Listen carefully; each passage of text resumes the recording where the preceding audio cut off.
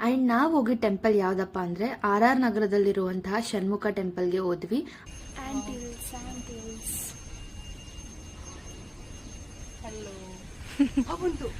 ಎಂಥದ್ದಿಲ್ಲ, ಬರಲಿ ಬಿಡಿ. ಹಂಗೆ ಒಂದೊಂದನ್ನೇ ನೋಡಿ ಕಲೆಕ್ಷನ್ಸ್ ಎಷ್ಟಿದೆ ಅಂತ. ಯಾರು ಮಾತಾಡಿ.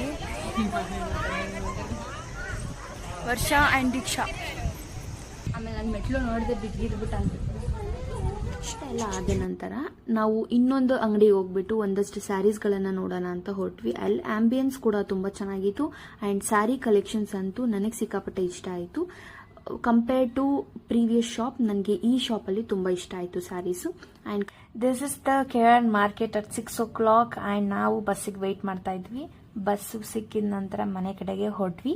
ಹೊಸ ವಿಡಿಯೋ ಜೊತೆ ಬರ್ತೀನಿ. ಅಲ್ಲಿವರೆಗೂ ಎಲ್ರಿಗೂ ಟಾಟಾ ಬಾಯ್, ಟೇಕ್ ಕೇರ್.